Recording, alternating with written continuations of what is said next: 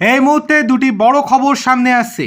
প্রথম খবরটি হলো ভোটের ফল প্রকাশের পরেও রাজ্যে থাকবে 500 কোম্পানি কেন্দ্র বাহিনী। ভোট পরবর্তী আইন শৃঙ্খলা রক্ষার স্বার্থেই এই সিদ্ধান্ত কমিশনের। থাকবে 500 কোম্পানি সিএপিএফ অর্থাৎ কেন্দ্রীয় সশস্ত্র পুলিশ বাহিনী। ইভিএম, স্ট্রং রুম এবং গণনা কেন্দ্রের নিরাপত্তা ব্যবস্থার জন্য থাকছে 200 কোম্পানি সিএপিএফ। যতক্ষণ না গণনার কাজ সম্পূর্ণভাবে শেষ হচ্ছে ততদিন পর্যন্ত তাদের রেখে দেওয়া হবে বলে জানা যাচ্ছে।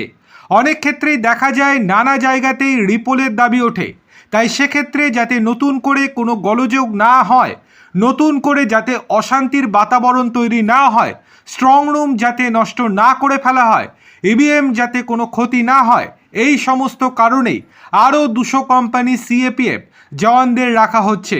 ওয়াকিবহল মহলের মতে অতীত থেকে শিক্ষা নেই এই পদক্ষেপের পথে হাঁটছে কমিশন। প্রায় প্রতিটি ভোটেই বেনজির হিংসার অভিযোগ উঠেছে। নির্বাচন শেষ হলেও ভোট পরবর্তী হিংসার অভিযোগেরও অন্ত নেই। ঝরেছে রক্ত, গিয়েছে প্রাণ।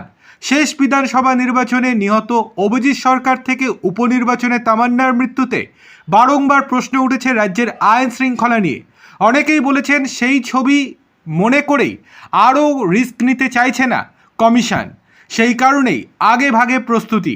তবে এই প্রথম যে ভোটের পরে বাংলায় কেন্দ্রীয় বাহিনী থাকতে চলেছে এমনটা নয়, এর আগেও সেই ছবি দেখা গিয়েছে।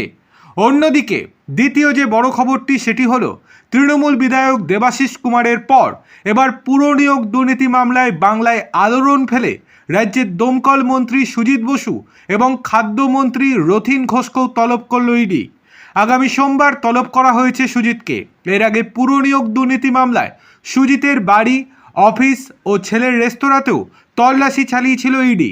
মন্ত্রী রথীন ঘোষকে ইডি তলব করেছে আগামী বুধবার। তার বাড়িতেও এর আগে তল্লাশি চালিয়েছিল কেন্দ্র তদন্তকারী সংস্থা। দেখার বিষয় এই যে ভোটের আগে এদেরকে গ্রেপ্তার করে কিনা ইডি।